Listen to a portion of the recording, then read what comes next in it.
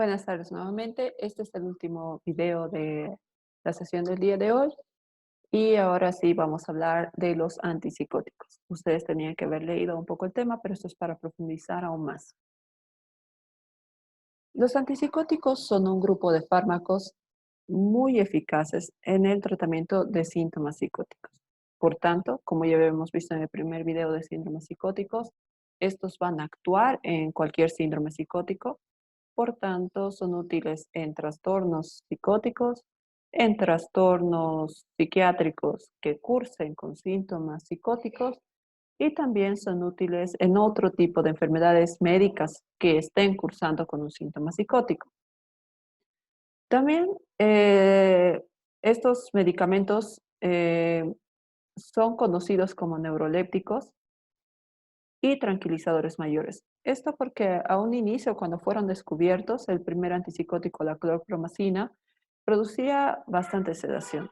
Por tanto, se les llamaba tranquilizadores mayores. Los antipsicóticos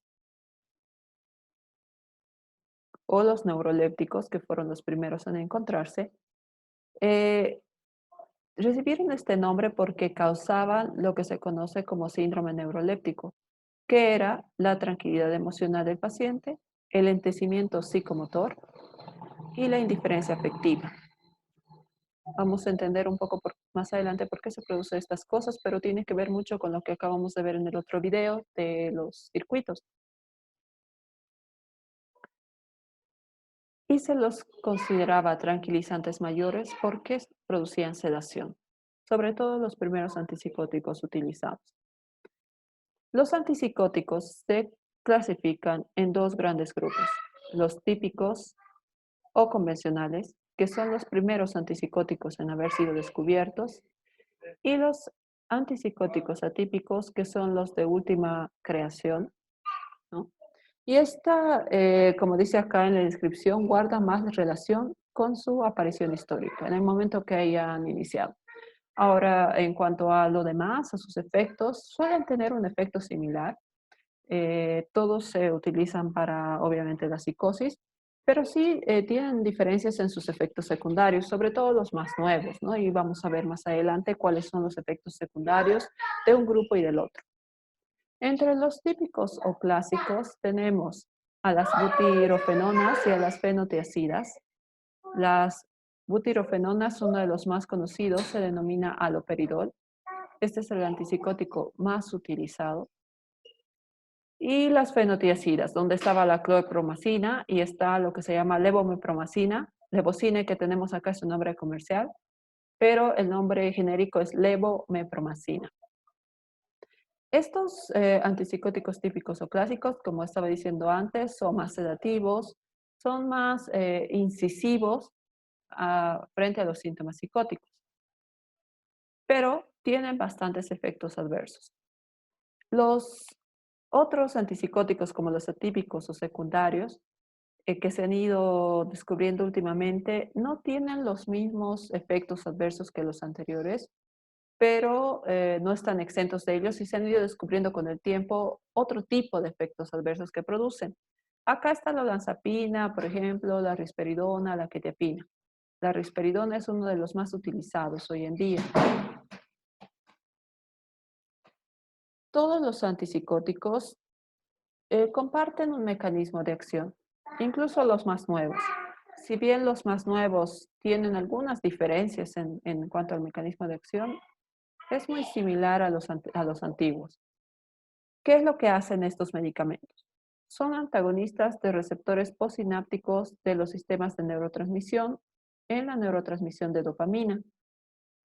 Vamos a irnos a una figurita por acá.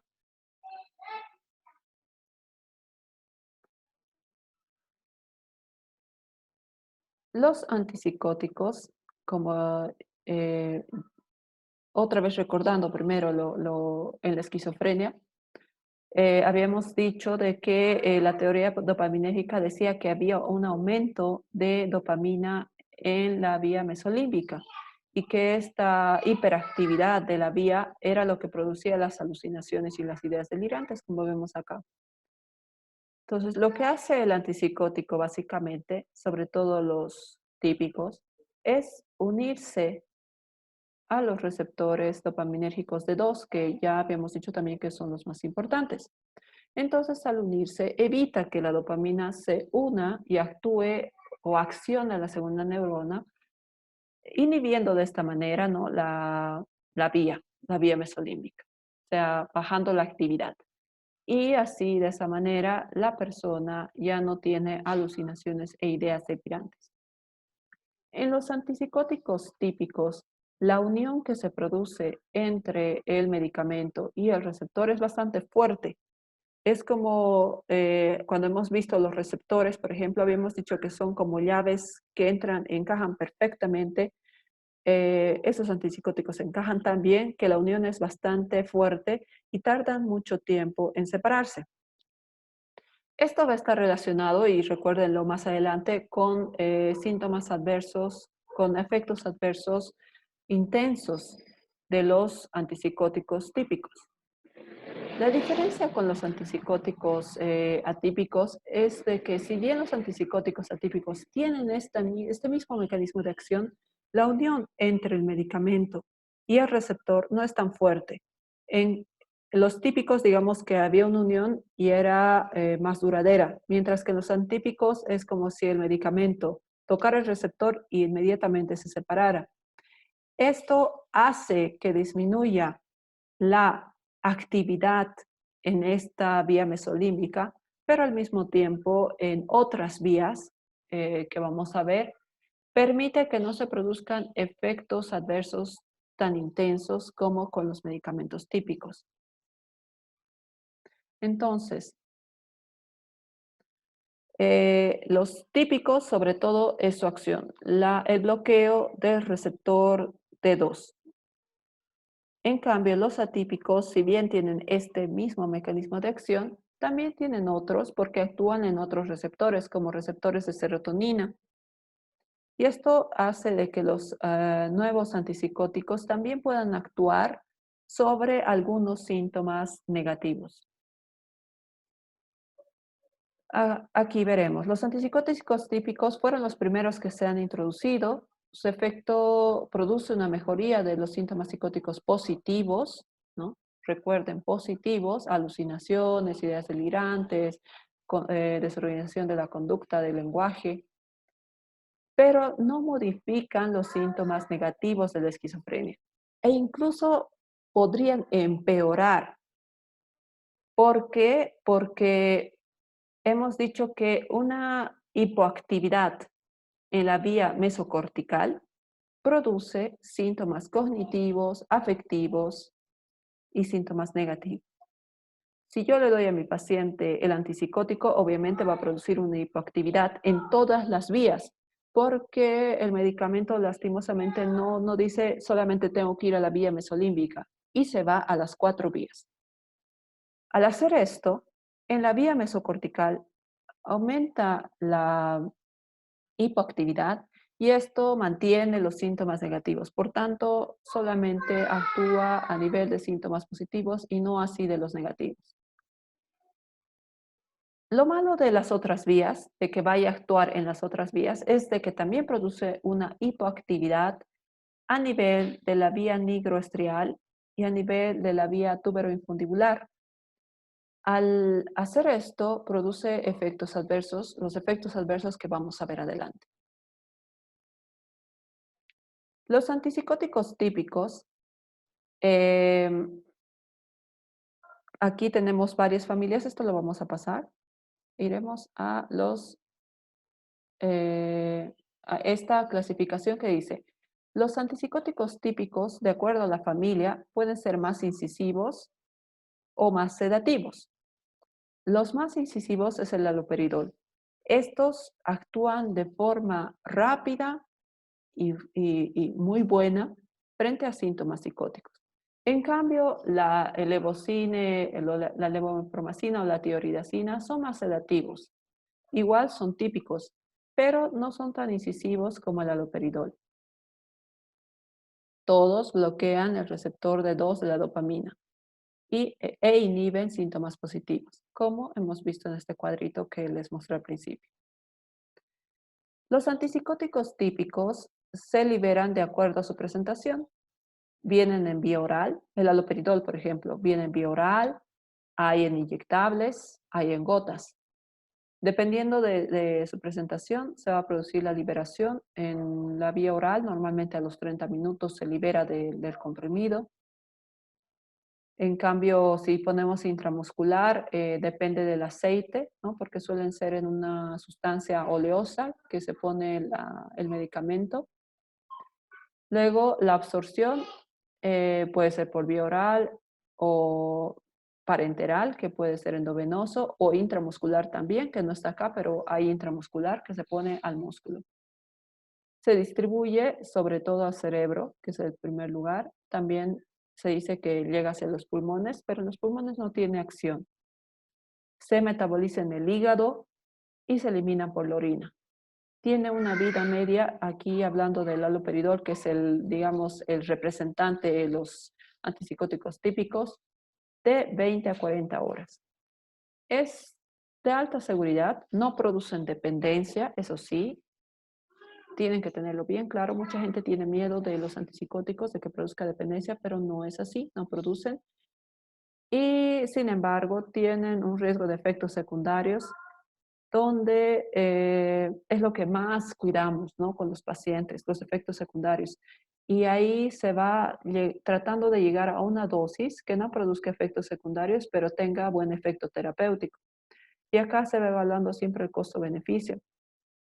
Va a haber algunos pacientes en los que no vamos a poder evitar los efectos secundarios, pero digamos, si tenemos un paciente que está totalmente agresivo, que tiene riesgo alto de heteroagresión, puede dentro de esto hacer mucho daño, incluso matar a otra persona, entonces tengo que sopesar ese riesgo y a veces voy a seguir el tratamiento a pesar de que mi paciente presente efectos secundarios, ¿no? Entonces, siempre se trata de llegar a una dosis efectiva con la menor cantidad de efectos secundarios. Ahora, dentro de los efectos secundarios, estos se producen ¿por qué? Porque, como les he dicho, los antipsicóticos van a ir a actuar a las 4 vías dopaminérgicas. Y una de estas vías, que es la nigroestriada, hemos dicho que en la esquizofrenia la producción de dopamina en esta vía no se altera, es normal. Pero cuando yo le doy el antipsicótico a mi paciente, la dopamina baja en todas las vías por igual. Por tanto, acá la dopamina ayuda en esta vía a controlar los movimientos, a controlar el tono muscular y la coordinación también. Entonces, cuando yo bajo la dopamina a nivel de esta vía, produzco una alteración de este control sobre los movimientos y sobre la tonicidad de la musculatura. ¿Qué pasa entonces? Uno de los efectos adversos más comunes con los antipsicóticos por la hipoactividad que produce en la vía nigroestrial es la distonía aguda. La distonía aguda es una contracción muscular sostenida de un grupo muscular. A ustedes alguna vez les ha debido dar tortícolis, que es una contracción del esternocleidomastoideo. Entonces, cuando nos da una tortícolis, normalmente el cuello se nos va hacia un lado por la contracción sostenida del músculo y suele ser dolorosa. Esto ocurre en los pacientes también, pero no solamente con este músculo, puede ocurrir con músculos del cuello, músculos de la espalda, músculos del brazo, de la mano. Entonces el paciente, como vemos en las figuritas, presenta una contracción muscular sostenida que puede ser muy dolorosa y que él no puede relajar la tonicidad del músculo. Entonces, esto es lo que se llama distonía aguda. Y es un efecto bastante común, suele ser en el inmediato o mediano plazo, es decir, que ya se puede ver incluso a las horas de haber iniciado el tratamiento. Luego tenemos la discinesia aguda o tardía. Este sí es bastante grave, por así decirlo. La discinesia aguda es cuando cuando el paciente empieza a presentar movimientos bucolinguales continuos que no puede controlar y movimientos en los brazos, digamos que no puede controlar los movimientos y la lengua y la boca se mueven como si fuera de un conejo. Esto no, afortunadamente no es tan común, pero el más grave de estos dos, el agudo podría ser una respuesta aguda y cuando modificamos un poco la medicación desaparecen, pero la discinesia tardía aparece en personas que han tomado muchos años antipsicóticos y este es grave. Y el caso clínico que les compartí es justamente sobre una paciente que después de muchos años de tomar antipsicóticos desarrolló discinesia tardía. Les compartí también un video donde se veía una mujer que tenía todo el tiempo movimientos descoordinados que ella no podía controlar, tanto de la boca, de la lengua, de los brazos y de todo el cuerpo, que cuando la persona está relajada empeoran, ¿no? Entonces, esa es la discinesia tardía y es un efecto muy grave de los antipsicóticos. Muy raro, pero muy grave. Luego está el Parkinson medicamentoso. No sé si ustedes alguna vez han visto una persona con Parkinson. Las personas con Parkinson suelen mostrar un temblor fino en las manos, sobre todo cuando están en reposo, ¿no? Las manos están temblando, a veces en las piernas. Aparte que las personas que tienen Parkinson empiezan a caminar más rígidos, porque es como que todo el cuerpo se pone rígido y esto les dificulta al momento de caminar. Incluso las personas que tienen Parkinson pueden caerse. Eh, También produce una rigidez en la musculatura de la cara, por tanto las personas que tienen Parkinson no pueden expresar emociones con la cara porque sus músculos están como todos contraídos. Y esta enfermedad de Parkinson normalmente ocurre en personas que han perdido las células las neuronas en el cuerpo estriado. Como han perdido las neuronas en el cuerpo estriado, las personas tienen una disminución o una hipoactividad en la vía nigroestrial. Esto ocurre en una persona con enfermedad de Parkinson. Pero cuando nosotros damos antipsicóticos, producimos algo similar, porque igual estamos produciendo una hipoactividad en esa región. Por tanto, las personas empiezan a tener síntomas como si estuvieran con Parkinson, lo cual se llama parkinsonismo medicamentoso.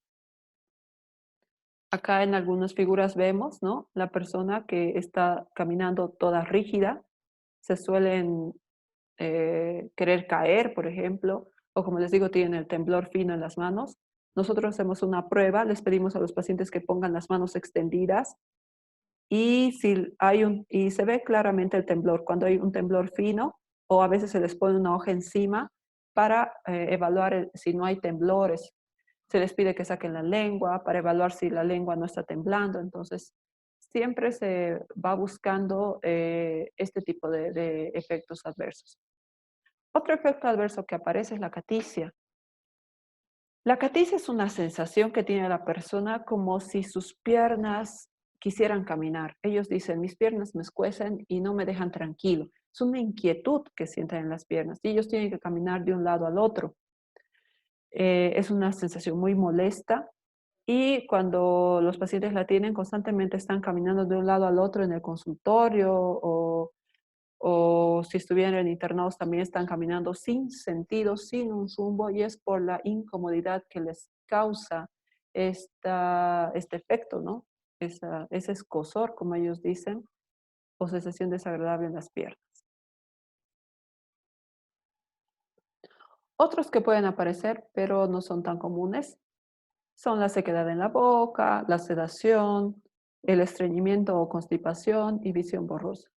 Pero estos de aquí arriba son los que más nosotros buscamos, los que más vemos, porque son los más graves y sobre todo el que más miedo nos da es la disquinesia tardía, ¿no? O sea, entonces es todas las consultas que vemos a los pacientes, evaluamos efectos adversos. Aunque a la primera semana que lo vemos no tiene efectos adversos, la siguiente consulta evaluamos y evaluamos. En internación es igual. Siempre se evalúa efectos adversos durante todo el tratamiento del paciente.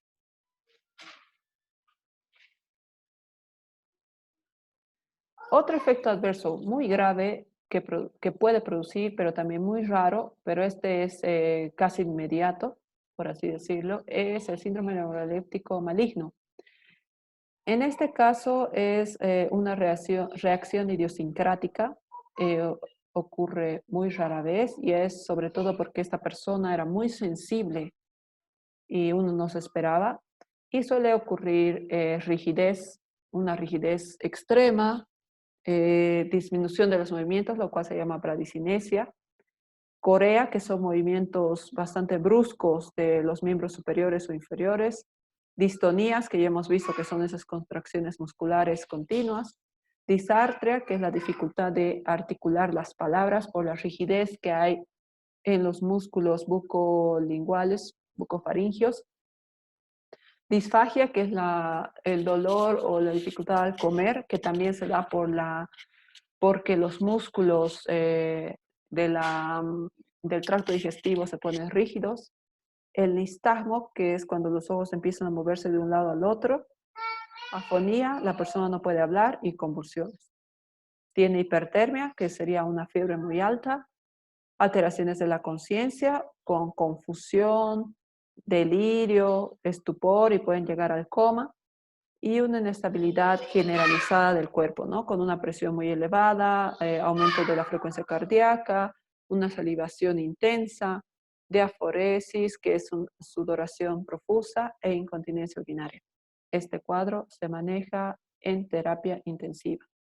Como les digo, es muy, muy raro, pero si aparece inmediatamente el paciente a terapia intensiva.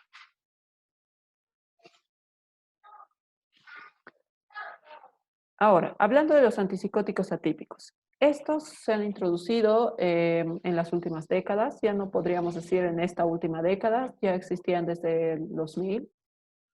Y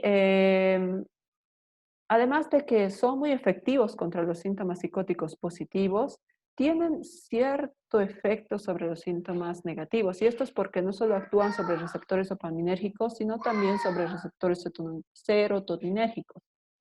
Y lo bueno de estos antipsicóticos es que no tienen los mismos efectos adversos de tipo extrapiramidal, es decir, los que se producen por la inhibición a nivel de la vía nigroestriatal. Entre estos tenemos, por ejemplo, la clozapina, la risperidona, la olanzapina, la quetiapina, el aripiprazol, que son sobre todo estos de aquí abajo, a excepción de la ciprasidona, son los que tenemos disponibles acá.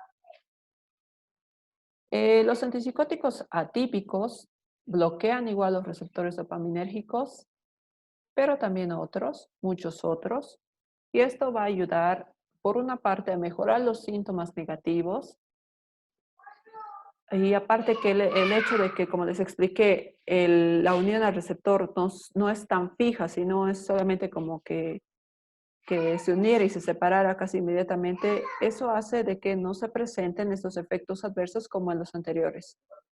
Sin embargo, el hecho de que actúen sobre estos otros receptores tiene sus efectos adversos, como producir hipotensión, se baja la presión de las personas porque actúan sobre receptores noradrenérgicos, producen mayor sequedad de boca, visión borrosa, producen sedación y producen otros síndromes que los que debemos tener acá, que son el síndrome metabólico o diabetes. Lo malo de los antipsicóticos atípicos es que últimamente en muchos estudios se ha visto su relación con la producción de diabetes a largo plazo. En personas que utilizan este medicamento muchos años, suelen aumentar de peso y esto suele producirles mayor presión arterial, diabetes, aumento del colesterol, de los triglicéridos, y eso también es preocupante, ¿no? Entonces, en resumen, en los efectos adversos de los antipsicóticos, en el primer grupo de los típicos o clásicos, los principales efectos adversos serían los síntomas extrapiramidales y el incremento de prolactina, que les voy a explicar ahora a más detalle. Pero los síntomas extrapiramidales que ya hemos visto en las anteriores diapositivas. o lo que se llamaría también el parkinsonismo medicamentoso. Y en los atípicos, lo más común es la hipotensión ortostática, que es cuando una persona se para muy de golpe y como que le da un mareo, se quiere caer. Y más que el anticolinérgico, que esto tiene que ver con la boca seca y con otras cosas, el incremento de peso. El incremento de peso y la diabetes son lo que más se ve con el uso de estos antipsicóticos nuevos. Acá hago otra vez un recuento de los síntomas extrapiramidales que ya hemos visto, que serían los que están relacionados con los movimientos, que se da más con los antipsicóticos clásicos, más con el haloperidol y sobre todo el haloperidol. La distonía aguda, aquí tienen un poquito más explicado cómo son las distonías, que ya les he explicado, ¿no? Es una contracción muscular sostenida y dolorosa. Y aquí se ve más en varones y en jóvenes, y yo podría decir en jóvenes delgados, porque yo he visto más en mis pacientes que eran muy delgaditos, pequeñitos, distonías muy graves, que han aparecido más o menos a las 4 o 5 horas de haberles iniciado el antipsicótico. Entonces, yo pienso que es más común y también los estudios lo dicen en personas delgadas, jóvenes y sobre todo varones. La caticia, que es esa sensación de inquietud en las piernas, como les dije, cuando esta no se soluciona, es muy mal aceptado por el paciente y como es una sensación tan desagradable, puede producir, si es muy persistente, ¿no? Y no se puede solucionar, ideación suicida, porque a veces puede ser tan molesto para la persona que no encuentra otra salida, ¿no? Que esa. El parkinsonismo, que como les dije, es muy similar a la enfermedad de Parkinson. Estas son bastante comunes y tienen que ver con todo lo que sean síntomas motores, los temblores distales, la rigidez en el cuerpo, el aplanamiento afectivo. Esto ocurre con los antipsicóticos típicos y se ha visto que aparece más en mujeres. La discinesia tardía, que les dije que este es uno de los al que le tenemos más miedo y por eso les puse el caso clínico. Es raro, menos mal, pero aparece cuando ya uno ha usado el antipsicótico mucho tiempo y a veces en personas que no habían presentado antes efectos adversos puede ocurrir la discinesia tardía. Es muy grave y muy discapacitante. El síndrome neuroleptíco maligno que ya les expliqué, que es este síndrome grave, que sí o sí hay que tratarlo en terapia intensiva. Y hay 4 vías, ya les he explicado en 3, ¿no? En la cuarta vía, que es la vía túbero-infundibular, donde la vía está comunicada entre la hipófisis y el hipotálamo y la adenohipófisis, la dopamina ejerce un control en la expresión de prolactina. La prolactina es una hormona que está encargada de la producción de leche.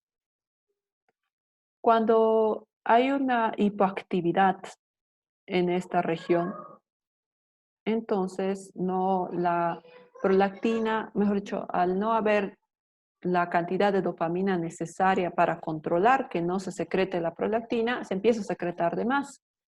Y en personas que no están embarazadas, que no tienen bebés, empieza a haber salida de leche por las mamas, lo que se llama galactorrea. Esto por una parte.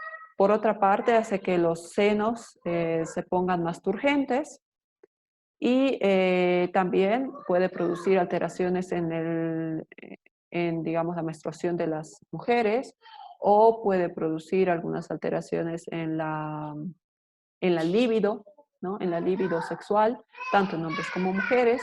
Ahora recuerden que los hombres también tienen glándula mamaria, por tanto ellos también podrían tener galactorrea como un efecto adverso por el uso de antipsicóticos.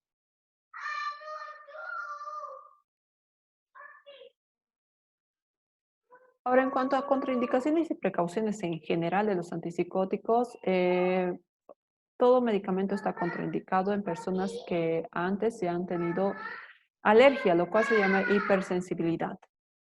Si un paciente está con una depresión del sistema nervioso central, es decir, está muy somnoliento, está estuporoso, entonces obviamente tenemos que evitar utilizar los antipsicóticos porque ya hemos dicho que el antipsicótico en sí puede producir sedación, entonces es riesgoso. Hay que tener mucho cuidado, mejor no darlo, sobre todo un antipsicótico que se llama clozapina, en personas que tienen alteraciones en la sangre, como anemias importantes u otros, ¿no? En pacientes con enfermedad de Parkinson, por lógica no tendríamos que dar. ¿Por qué? Porque hemos dicho que el medicamento mismo puede producir síntomas de Parkinson. Entonces, si yo le doy a una persona que tiene Parkinson, le voy a producir más efectos, o sea, voy a empeorar su enfermedad. Y estamos hablando aquí de los antipsicóticos atípicos, perdón, no atípicos, de los antipsicóticos típicos como el haloperidol. También mucho cuidado con pacientes que tienen insuficiencia hepática cardíaco-renal. Ahí no hay que darles si tenemos esto, porque ya hemos dicho que estos medicamentos se van a metabolizar en el hígado y se excretan por el riñón. Y la mayoría de los antipsicóticos pueden producir alteraciones en el ritmo cardíaco. Por tanto, no hay que dar en estos pacientes. Y tener mucho cuidado de dar a personas mayores, porque las personas mayores son muy sensibles, a los que están gravemente enfermos o debilitados también por el riesgo de sedación. Si tenemos personas con diabetes, también hay que valorar mucho si les vamos a dar el atípico. Eh, y también en personas con convulsiones, hay que tener cuidado porque se ha visto que los antipsicóticos pueden hacer de que convulsionen más seguido. Y si tenemos un paciente con embarazada o una paciente que está dando de lactar a su bebé, hay que valorar mucho el riesgo y beneficio. Hemos tenido muchas pacientes embarazadas en el hospital que a veces se opta por internar si es que está muy grave para evitar darle el antipsicótico y contener con otras medidas.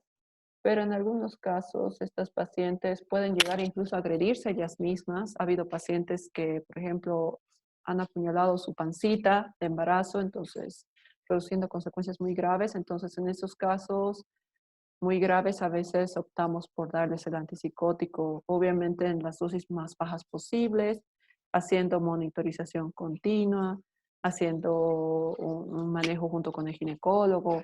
En el momento de que nace el bebé, también el pediatra, hay que hacer el seguimiento del bebé. Es bastante complicado en una mujer embarazada o en una mujer con un bebé lactante, ¿no? Normalmente con los bebés lactantes, si la mamá requiere sí o sí la medicación, se corta la lactancia para evitar cualquier riesgo en el bebé, ya que estos medicamentos son bastante fuertes y, y pueden producir también sus consecuencias en los bebés. Y bueno, estos serían los antipsicóticos.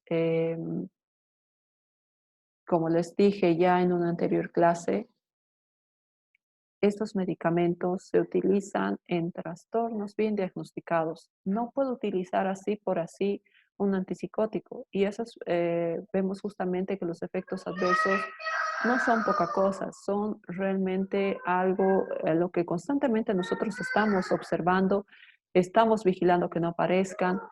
Siempre iniciamos con las dosis más bajas y vamos subiendo gradualmente el antipsicótico, evaluando que no aparezcan los efectos adversos.